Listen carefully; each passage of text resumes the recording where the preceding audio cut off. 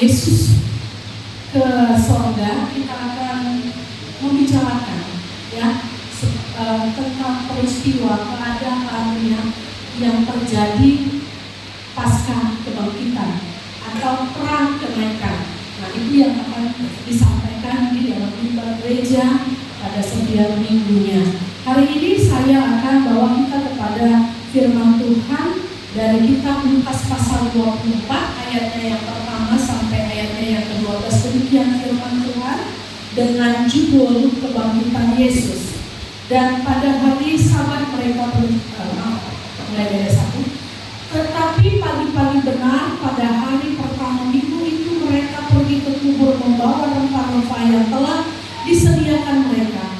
Mereka mendapati batu sudah berguling dari kubur itu, dan setelah masuk mereka tidak menemukan mayat Tuhan Yesus. Sementara mereka berdiri termangu-mangu karena hal itu, tiba-tiba ada 2 orang berdiri dekat mereka memakai pakaian yang berkilau-kilauan.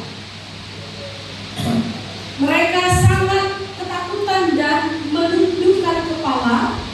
Tetapi kedua orang itu berkata kepada mereka, "Mengapa kamu mencari Dia yang hidup di antara orang mati? Ia tidak ada di sini. Ia telah bangkit. Ingatlah apa yang dikatakannya. Ingatlah apa yang dikatakannya."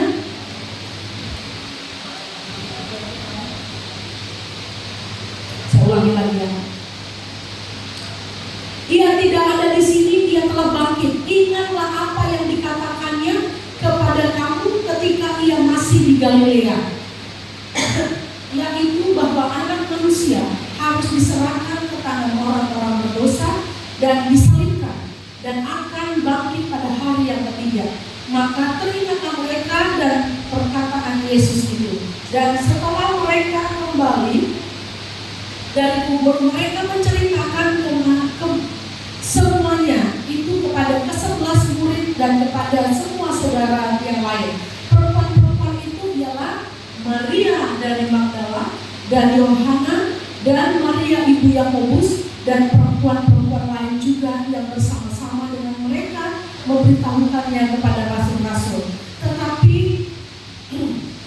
bagi mereka perkataan-perkataan itu seakan-akan omong kosong dan mereka tidak percaya kepada perempuan-perempuan itu. Sungguh pun demikian, Petrus bangun lalu cepat-cepat pergi ke kubur itu. Ketika ia menjenguk ke dalam, ia melihat hanya kain kafan saja. Lalu ia pergi dan bertanya dalam hatinya apa yang kiranya telah terjadi. Demikian secara lengkap saya membaca bagian ini. Namun titik poin pada hari ini ada pada ayat yang kelima dan ke-6 di 6a. Ya. Dikatakan di sana, Ia tidak ada di sini, Ia telah bangkit. Ingatlah apa yang dikatakannya kepada kamu ketika Ia masih di Galilea, yaitu bahwa Anak Manusia. Nah, ayat 5. Mereka sangat ketakutan dan menundukkan kepala, tetapi kedua orang itu berkata kepada mereka, "Mengapa kamu mencari Dia yang hidup di antara orang mati? Ia tidak ada di sini, Ia telah bangkit." Bapak Ibu yang dikasihi oleh Tuhan, hari ini tema yang saya berikan kepada kita adalah Yesus bangkit, harapan tak terkubur. Seperti apa yang dibuat oleh Nabi dalam jemaat kita, inilah tema kita hari ini. Yesus bangkit, harapan tak terkubur. Bapak Ibu, hari-hari ini berapa banyak kita menyaksikan, bahkan mungkin kita ada di titik di mana kita merasa depresi dalam hidup ini, di mana kita merasa bahwa tidak ada lagi harapan dalam hidup kita. Kita mulai gelisah. Kemarin saya membaca sebuah berita di grup WA hamba-hamba Tuhan kita yang di mana di sana kami disarankan untuk berdoa. Nah, apa topik doa yang serius yang menjadi doa yang harusnya kita naikkan hari-hari ini? Bahwa bukan hanya di dunia di dunia, tetapi juga termasuk di Indonesia, resesi itu sudah ada di tengah-tengah kita. Bukan di depan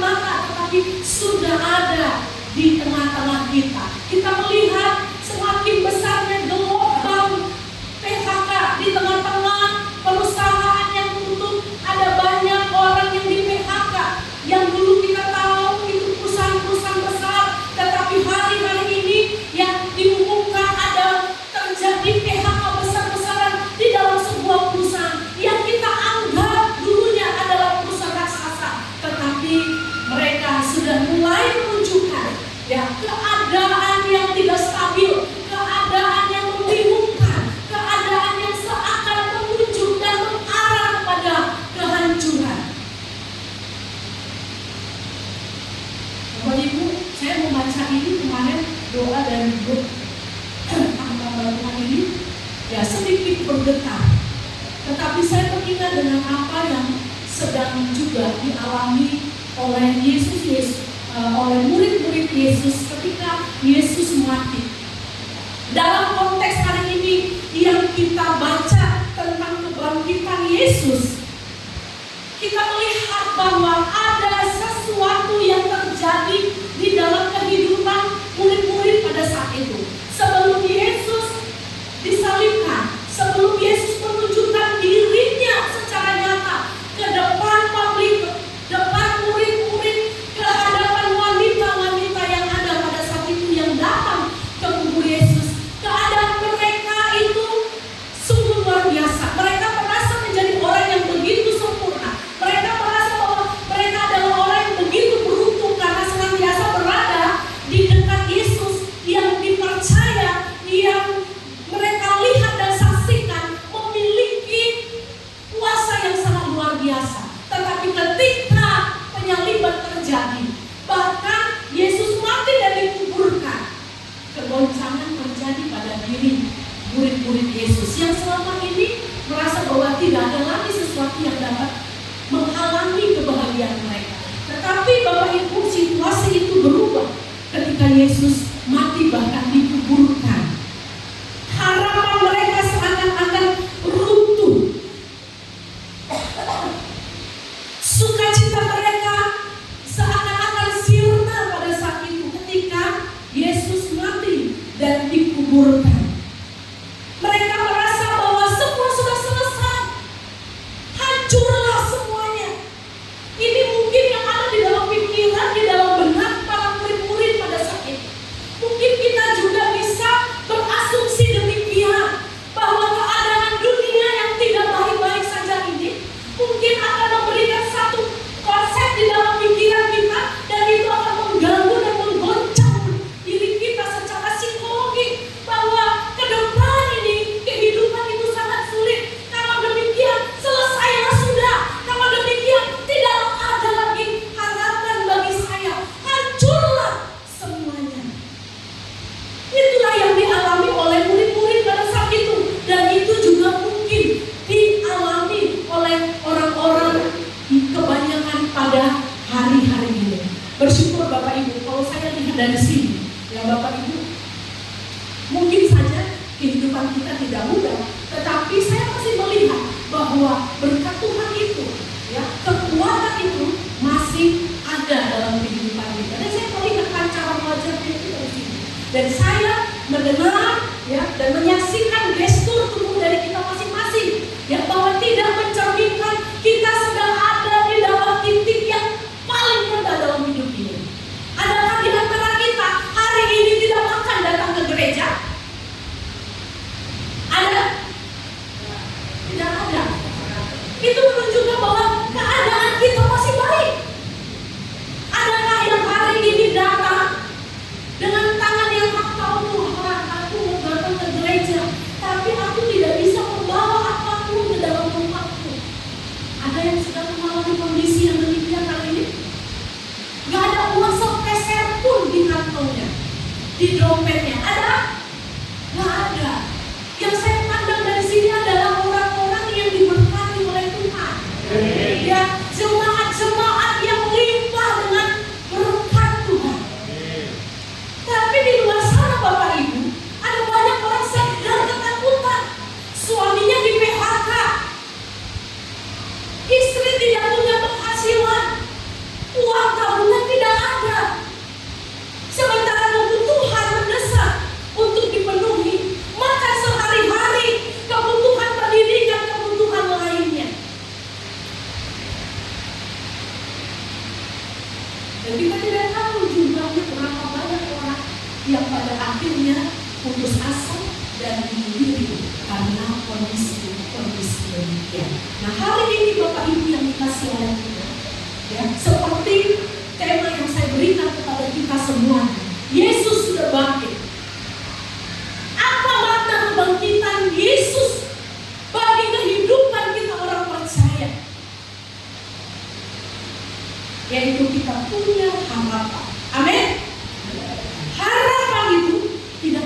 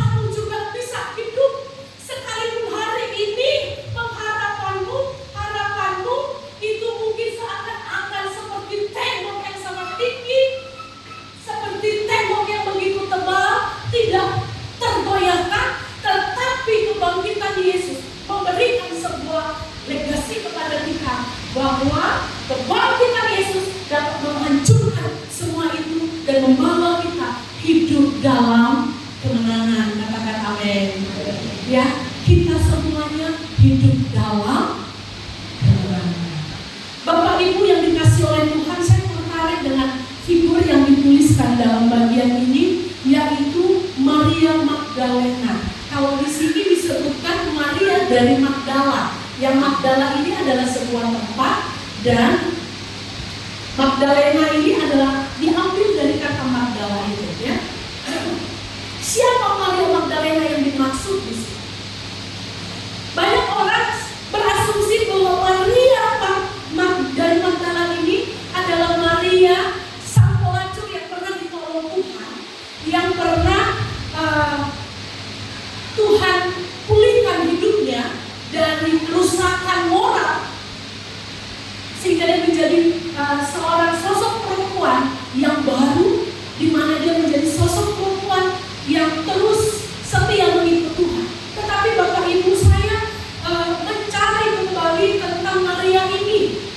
Ternyata Maria yang dimaksud pada perikop ini, pada bagian pertama ayatnya yang ke 10, perempuan-perempuan itu ialah Maria dari Magdala, Maria Magdalena, dan ada yang lain juga. Saya tertarik dengan Maria ini, Bapak Ibu, yang pernah diselamatkan oleh Tuhan Yesus dari 7 roh jahat yang pernah menghinggapi dirinya, sehingga dia menjadi manusia yang sangat liar. Dia tinggal di dunia luar, di tempat-tempat di mana biasanya orang-orang yang kerasukan setan berada. Nah, kalau kita ingat seorang pria dari Gerasa yang diselamatkan di mana banyak orang jahat, dan ketika Tuhan Yesus menghampiri dia, lalu iblis itu ketakutan.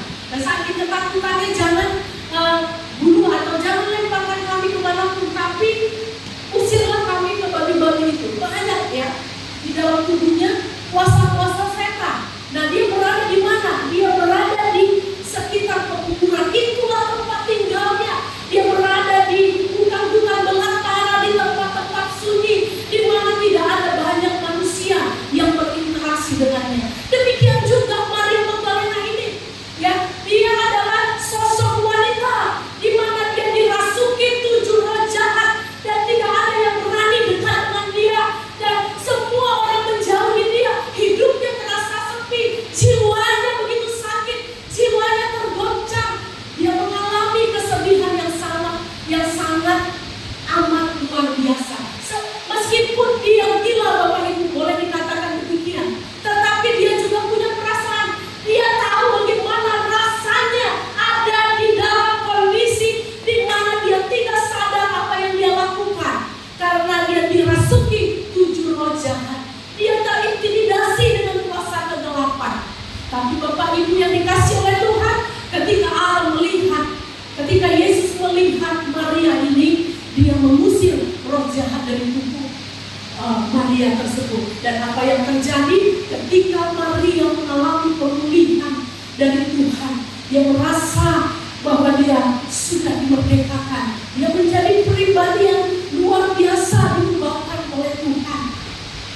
Dan sepanjang hidupnya Bapak Ibu, dia terus dengan setia mengiring Yesus. Dia senantiasa di mana ada murid-murid. Maka Maria Magdalena yang disebutkan pada bagian ini, itu senantiasa bersama-sama dengan murid-murid. Artinya, ya, dia juga ikut bersama dengan Yesus kemanapun Yesus pergi. Lalu kita melihat bagaimana perubahan ajaib yang terjadi setelah Yesus memulihkan hidupnya. Dia menjadi support sistem bagi Yesus, perjalanan misi Yesus, ya.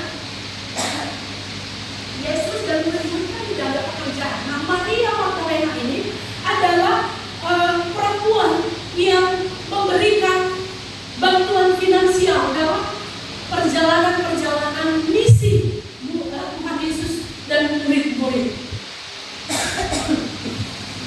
Dan Bapak Ibu juga ketika kita melihat, ya, perjalanan Yesus ke salib sampai di kaki salib itu, ya, di dekat kaki salib itu, siapa yang ada di sana? Adalah Maria Magdalena.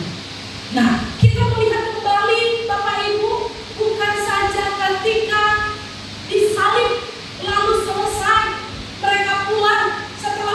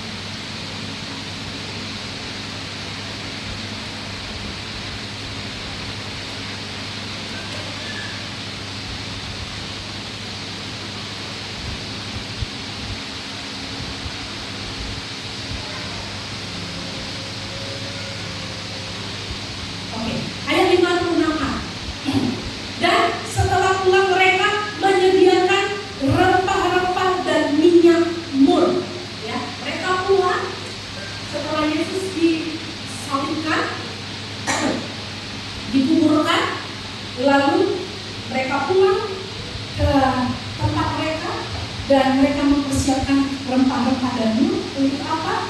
Untuk merawat jenazah dari pada Yesus ini, ya, mengawetkan kira-kira ya, banyak daripada Yesus. Nah, Bapak Ibu yang dikasih oleh Tuhan, siapa yang ada di sana? Kita melihat lagi-lagi Maria, dikatakan pada ayat 55 itu perempuan-perempuan. Nah, di dalamnya termasuk adalah Maria Magdalena. Ini sesuatu yang sangat mengesankan bagi saya, sosok daripada Maria Magdalena ini. Dia adalah seorang yang dulunya pesakitan. Dia adalah sosok di mana dulunya dia adalah seorang yang dikucilkan, tidak diperhitungkan. Bahkan mungkin terkadang ya sama seperti kalau kita lihat orang gila, ya, kalau apalagi anak-anak senang lihat orang gila, yang jadi mainan, ya, jadi bahan lelucon. Bahkan mungkin kita melakukan sesuatu untuk membuat dia marah. Nah, kondisi seperti itulah yang terjadi pada Maria Magdalena. Tapi ketika dia bertemu dengan Tuhan Yesus, ketika Yesus mendekati dia dan berkata, sembuhlah engkau, Bapak Ibu, kehidupannya berubah 180 derajat. Kehidupannya berubah drastis. Bapak Ibu yang dikasih oleh Tuhan, pertemuan kita bersama dengan Tuhan itu akan mengubahkan. Pertemuan dengan Tuhan itu akan mengubahkan. Minggu-minggu yang seperti ini adalah bagian di mana kita sedang bertemu dengan Tuhan. Tapi terkadang pertanyaannya, kenapa sekian waktu, tahun yang kita jalani, setiap minggu kita beribadah, perubahan tidak terjadi? Ini menjadi pertanyaan. Yesus telah bangkit, tetapi kita nggak bangkit-bangkit. Yes, kebangkitannya itu memberikan sebuah validasi kepada kita bahwa kita pun bisa berubah, bahwa kita pun ini yang berdosa ini bisa berubah, bisa bertobat. Tapi pertanyaannya, kenapa sampai hari ini saya melihat, mungkin kita berkata, aku melihat dia rajin ke gereja, semangat ketika memuji Tuhan, tetapi hidupnya gak berubah-berubah. Bapak Ibu, mungkin kita perlu bertanya, adakah kebangkitan itu membangkitkan kita?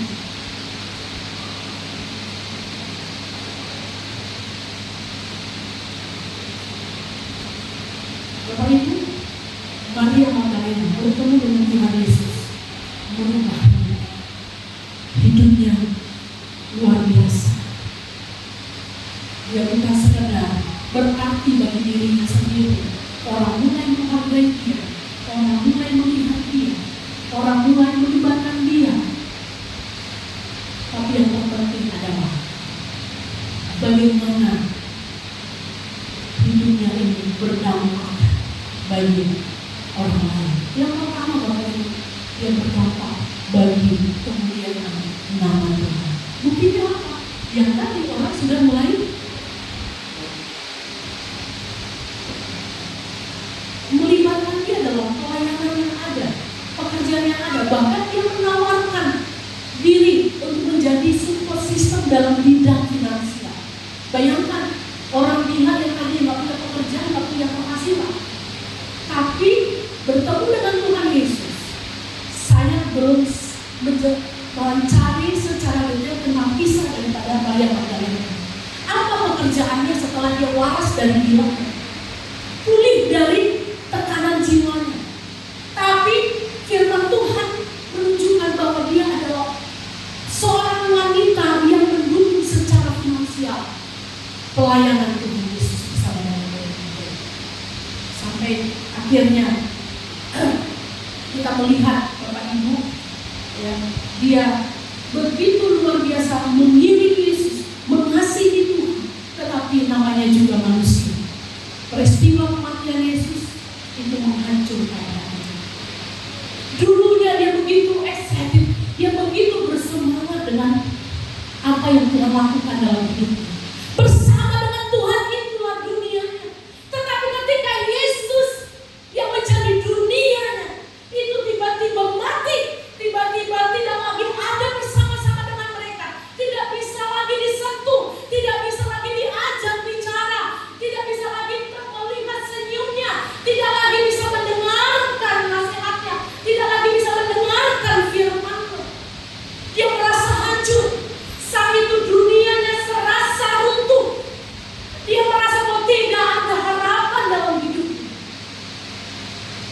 Itu sebabnya Bapak Ibu, saya melihat pada ayatnya yang ke pasalnya ke-23, ayatnya yang ke-56b, dan dikatakan, dan pada hari Sabat mereka beristirahat menurut hukum Taurat, tetapi pagi-pagi benar.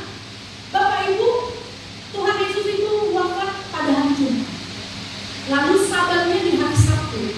Tradisi orang Yahudi, mereka tidak boleh melakukan aktivitas apapun, termasuk ya pergi ke kuburan. Itu sebuah aktivitas yang tidak boleh dilakukan. Semua harus berdiam diri, ya, berdoa, membaca Taurat, atau mungkin pergi ke sinagoge untuk beribadah.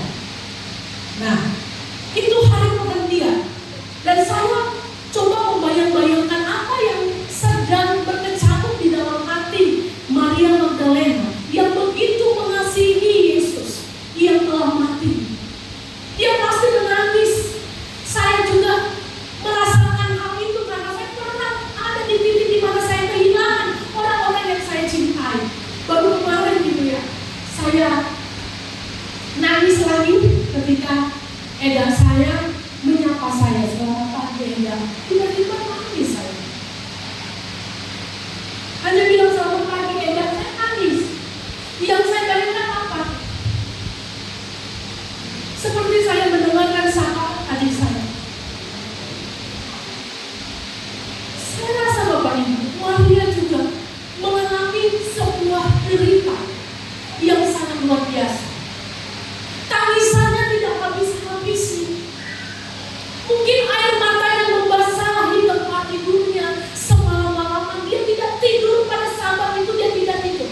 Mungkin setelah dia beribadah, dalam ibadah itu juga ya tatapannya kosong, pikirannya kosong, hatinya tidak tenang, galau. Sampai malam menjelang pun mungkin orang sudah tidur, tapi Maria Magdalena mungkin dia bisa tidur, tapi seperti tidur ayam, ya, tidur tutup mata, tapi sebentar lagi dia terjaga lagi, begitu. Sampai akhirnya dia tidak bisa tahan diri. Pagi-pagi benar, bagi orang Yahudi Bapak Ibu, yang disebut dengan pagi-pagi benar ini itu kisaran yang waktu di antara jam 3, jam 2, jam 3 sampai ya seterusnya. Itu pagi-pagi benar. Ingat ketika Yesus berdoa pagi-pagi benar, itu di jam 3.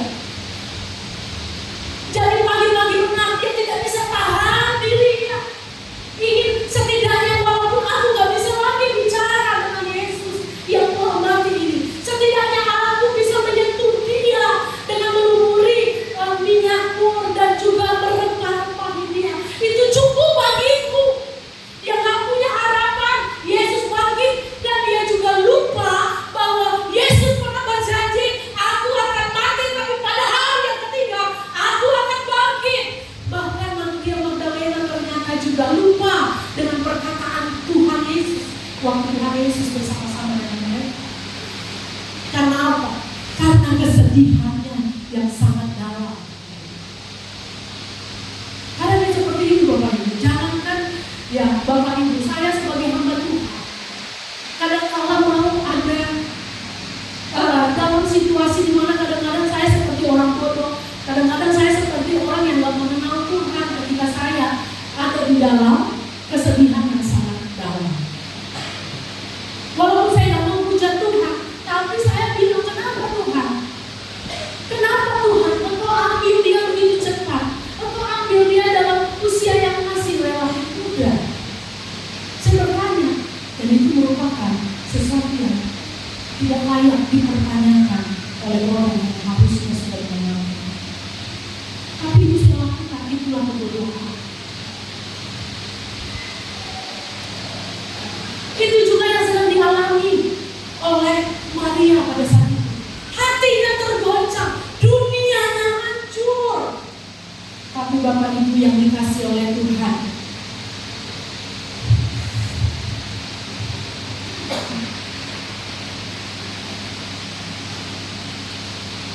kita melihat bersama apa yang terjadi dalam cerita hari ini dalam kitab Lukas pasal 24.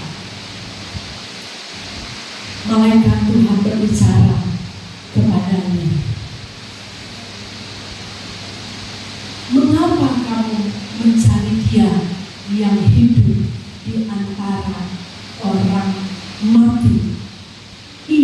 tidak ada di sini, ia telah bangkit. Bapak Ibu, perkataan malaikat ini adalah sebuah perkataan sindiran bagi mereka, tetapi juga Bapak Ibu, sindiran yang membukakan dan menceritakan mata mereka, sindiran yang membuat mereka kembali ingat akan apa yang Tuhan Yesus katakan. Ia akan mati, tetapi ia akan bangkit pada hari yang ketiga. Mengapa kamu mencari Dia yang hidup di antara orang mati? Ia tidak ada di sini. Ia telah bangkit.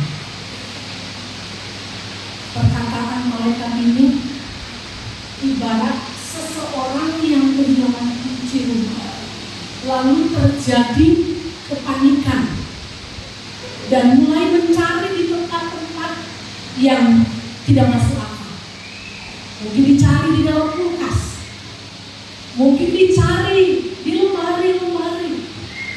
Tetapi ketika ada seseorang yang tahu di mana kunci itu berada dan bertanya kepada kita semuanya mungkin yang kehilangan kunci, mengapa kamu mencari kunci di tempat yang tidak sesungguhnya? Kunci itu ada di atas meja. Bapak Ibu, inilah gambaran orang mungkin pada saat itu. Mereka mengalami kepanikan. Maria mengalami kepanikan. Dia mencari Yesus di tempat yang tidak seharusnya. Bukankah Yesus pernah berkata bahwa Dia akan bangkit? Sekali lagi saya baca bagian ini. Mengapa kamu mencari Dia yang hidup di antara orang mati? Ia tidak ada di sini. Ia telah bangkit. Bapak Ibu yang dikasih oleh Tuhan, sering sekali dalam keadaan panik, dalam keadaan gusar, kita mencari jawaban di tempat yang seharusnya. Bukan ke sana arah pencarian kita, bukan ke sana solusi kita.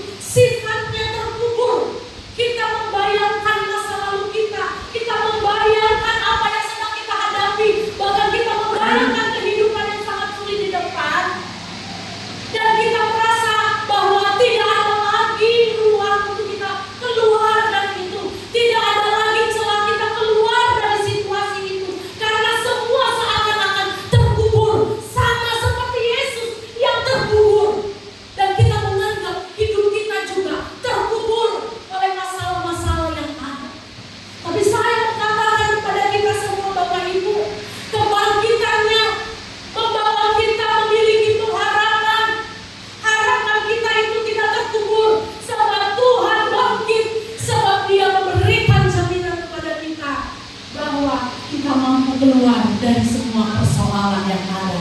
Amin. Sekalipun tidak ada jawaban bagi kita, hari ini kau berdoa, hari ini kau sungguh-sungguh datang kepada Tuhan, tapi kau tidak melihat jawaban. Bapak Ibu, kebangkitan Yesus mengajak kita, jangan putus asa, jangan berubah setia kepada Tuhan, jangan menjadi orang yang lemah, tapi bangkit, pandang kepada Yesus yang hidup, yang akan melepaskan kita dari segala kesakitan kita, dari segala kesusahan kita. Jangan putus asa, jangan hambar hatimu oleh keadaan-keadaan yang ada. Tuhan Yesus telah bangkit, memberikan kita fondasi untuk selalu berkemenangan. Amin. Jangan putus asa. Bagaimana caranya Bapak Ibu supaya kita tidak hilang harapan, atau harapan kita tidak terkubur oleh karena semua persoalan-persoalan, sama seperti Maria Magdalena dan murid-murid yang lain. Yang pertama Bapak Ibu, saya memberikan kepada kita semua nasihat. Jangan terpaku pada masa lalu yang mati, tapi mengalihkan fokus dari keputusasaan menuju harapan dan kehidupan yang ditawarkan oleh Yesus yang bangkit. Katakan amin. Ini tawaran Tuhan kepada kita. Jangan fokus pada masalah ini. Jangan fokus pada penyakitmu. Jangan fokus kepada hutang-hutangmu.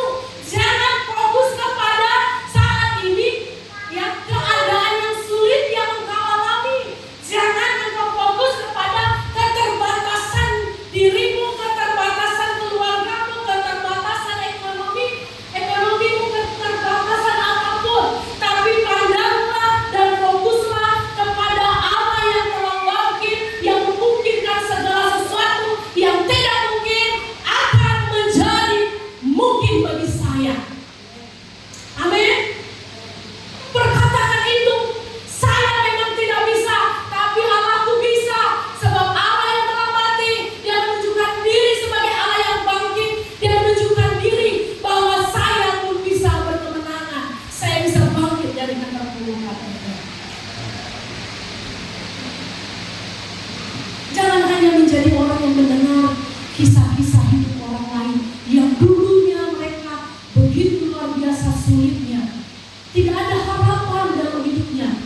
Tetapi sekarang kalau kita melihat dan mendengar ceritanya, bagaimana dia menjadi orang yang diberkati oleh Tuhan. Bapak Ibu, harusnya itu boleh menjadi inspirasi kita bersama. Amin.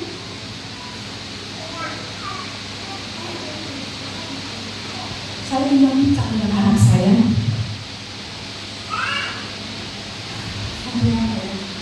Hari Jumat, kalau saya tidak salah, selesai Bible study. Sampai Bible study. Tadi bilang begini, Mak, peluk aku. Kami itu juga saya bercerita. Aku butuh infus. Jadi kalau dia peluk saya, itulah infus bagi dia. Dia merasa dari dehidrasi kasih menjadi full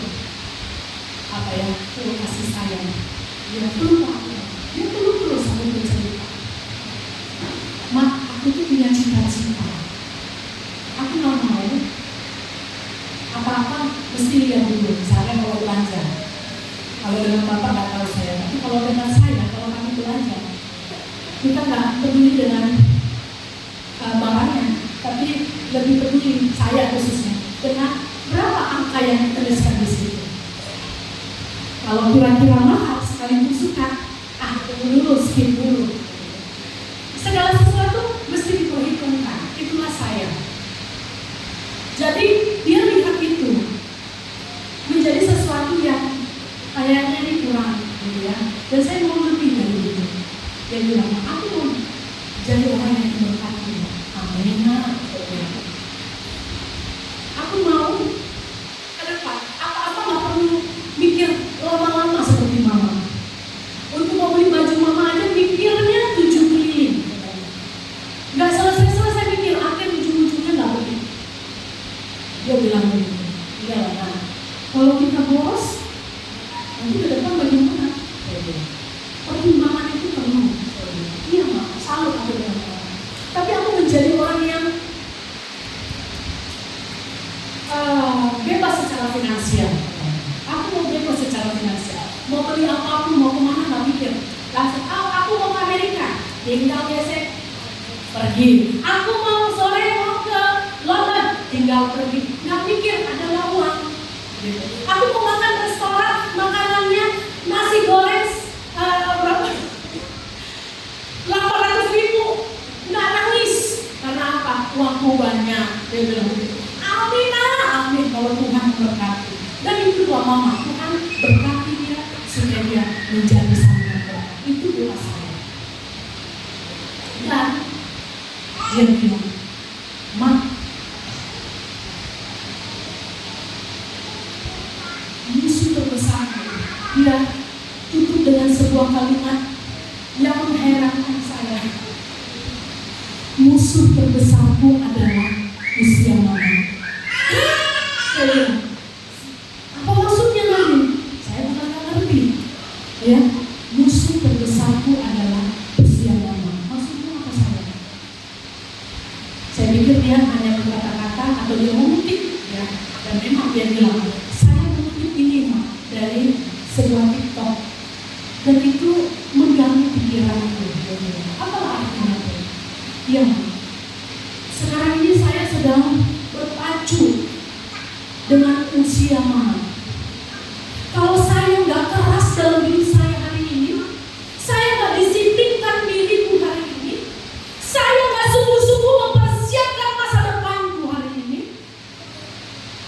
maka aku tidak bisa bayangkan betapa menyesalnya aku ketika mama nggak melihat aku jadi apa-apa.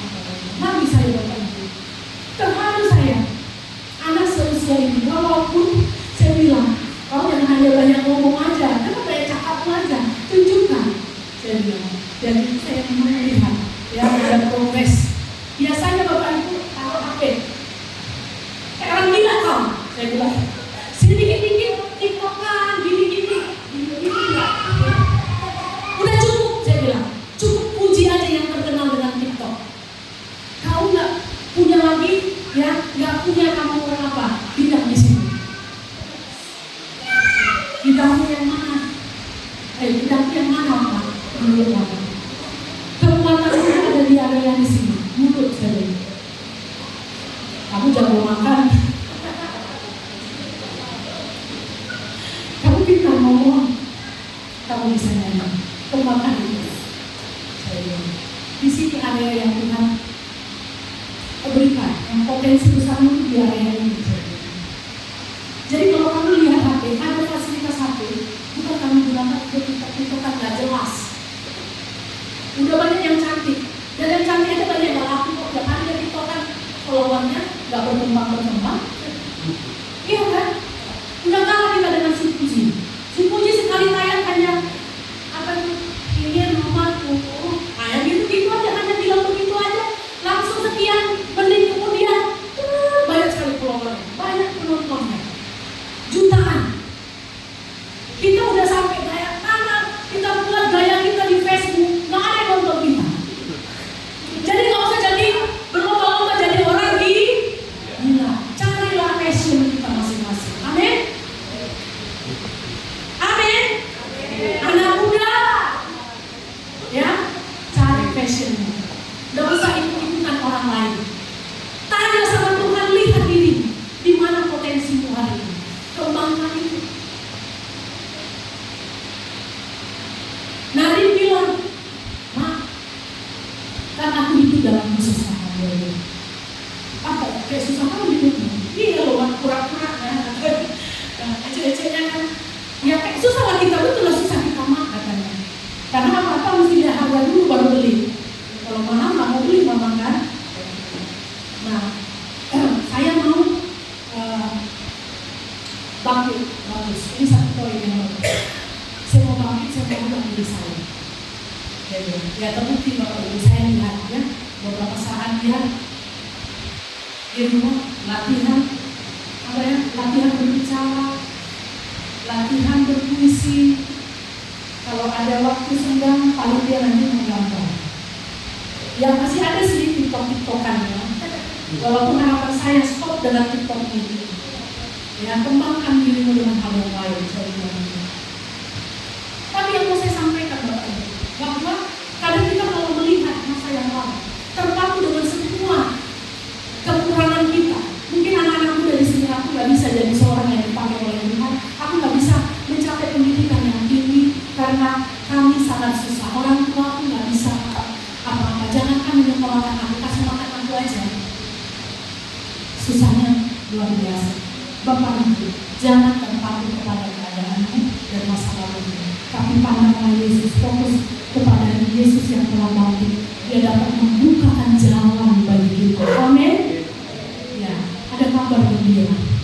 Tapi ini bagi orang-orang yang serius ya. Di bawah ini ada ditulis, yang serius dan mau berubah. Kemarin saya mendapatkan satu kabar sukacita dari hamba Tuhan. Kalau diberitahukan, bila ada anak hamba Tuhan, anak-anak jemaat yang punya potensi akademik yang bagus, punya semangat yang luar biasa untuk maju, dan punya karakter yang baik, kita bisa daftarkan mereka kepada satu lembaga Kristen yang punya visi bagaimana semua orang dibawa mengenal Tuhan melalui hidupnya, melalui profesi yang sudah dia miliki. Jadi mereka akan disekolahkan. Di mana Bapak Ibu nggak main-main. Ada berapa negara kemarin kan fokusnya? Jerman, Jepang, satu lagi mana? Lupa saya satu lagi.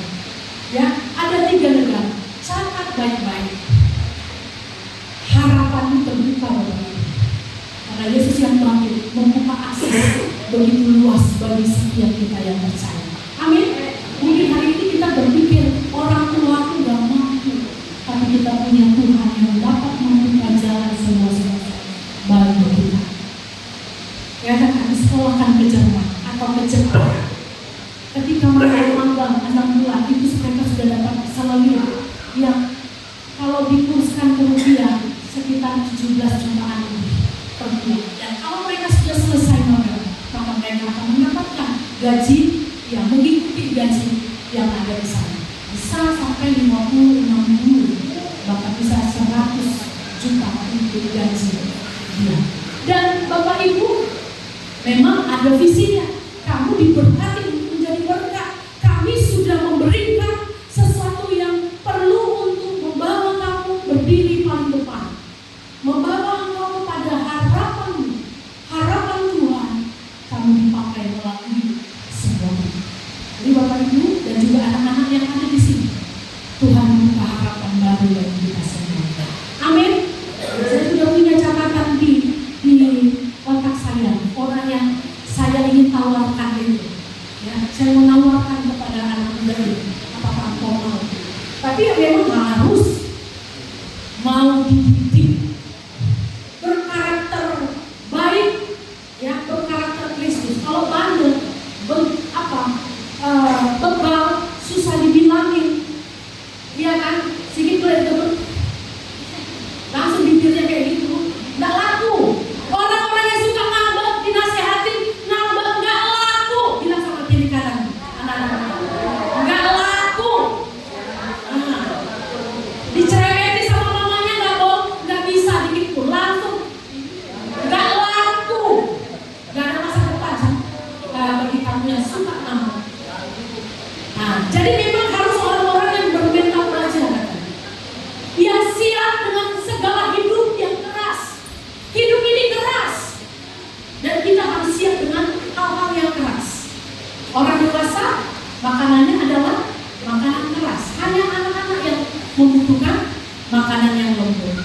Dan saya mengatakan ini kepada kita, kalau kita punya anak, punya kriteria yang demikian, dan juga orang tua yang demikian, karena banyak begini, orang tua yang lembek, orang tua yang melo, ya, Hello Kitty artinya anaknya, kalau dia yang cubit anaknya boleh, kan aku yang lahirkan.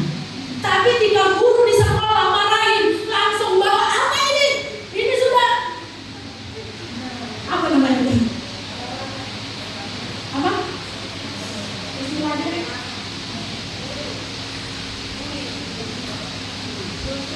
Undang-undang perlindungan anak.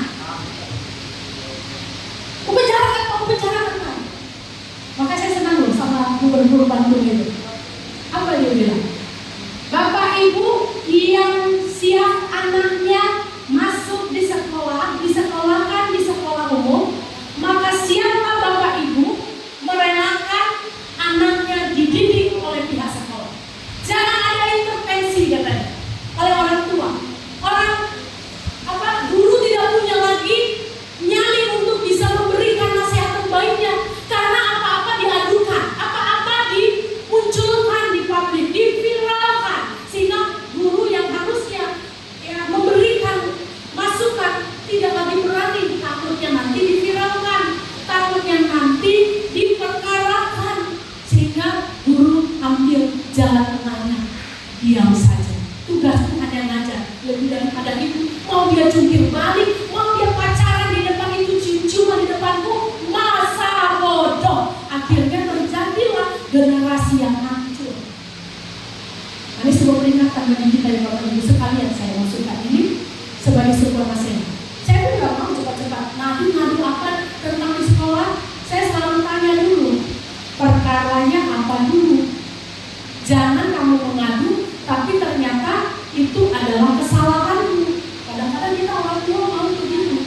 Nggak bisa sedikit pun anak kita dinasehati orang lain. Nggak bisa dicuil sedikit pun oleh orang lain. Langsung ngamuk gitu. Nggak akan maju orang-orang seperti itu. Dan anak-anak yang dididik dengan cara seperti itu juga tidak akan maju.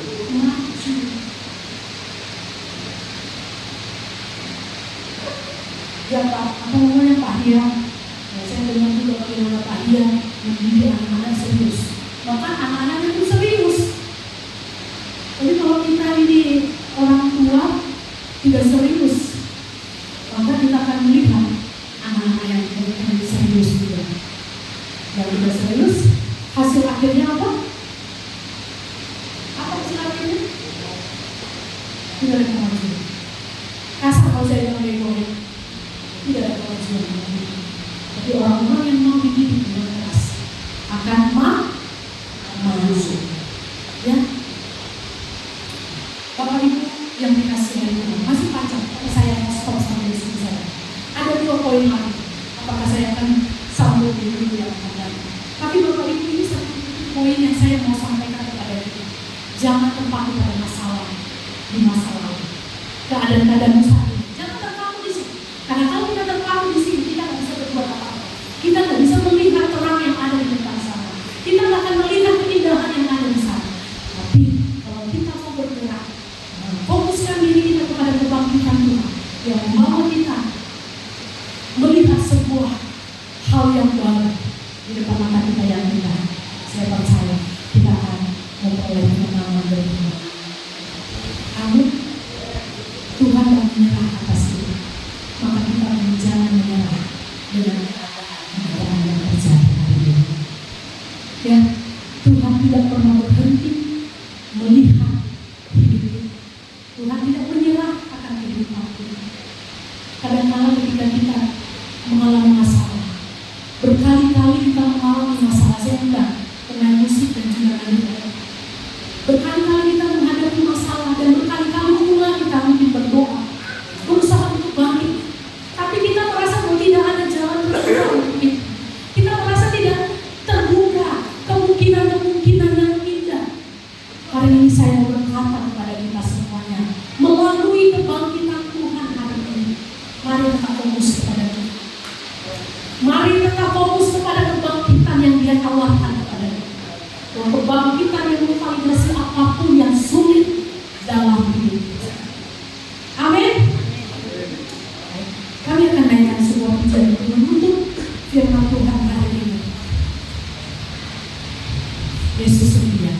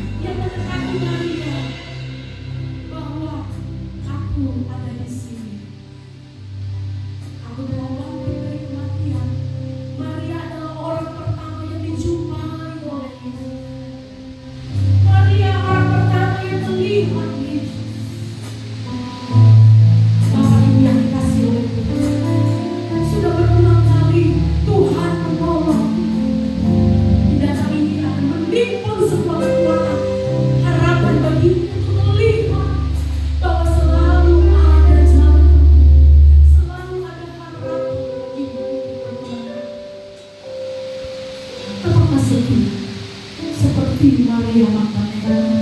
Ketika ia dipulih, ketika dia melihat dunia yang baru, dia melihat ada keindahan.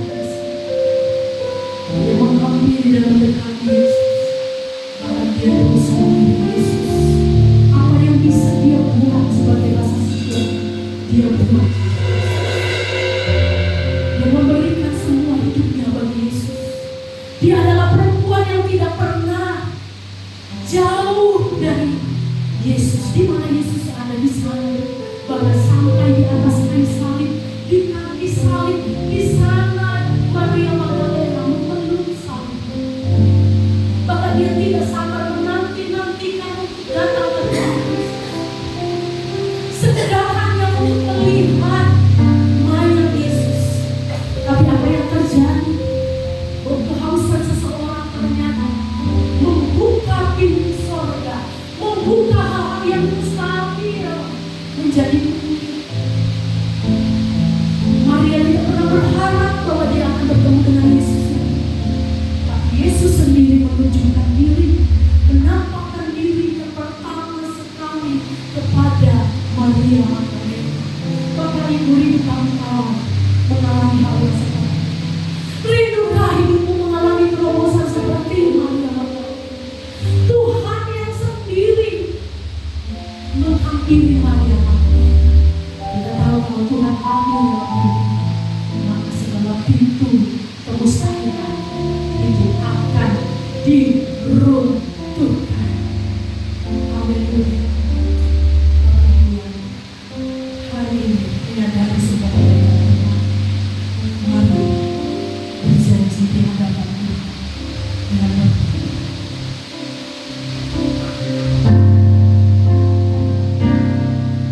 Berkali-kali Kau menolong,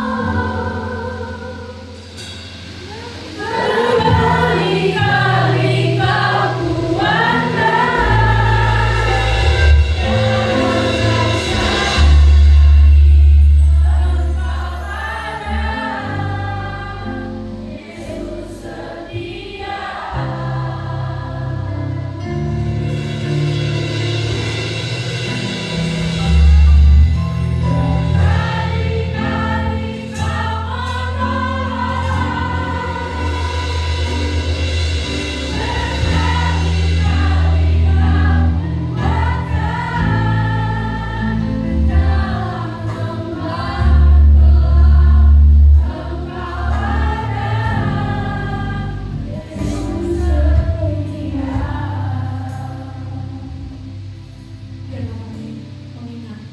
Kau Yesus yang berjanji adalah Yesus yang sempurna.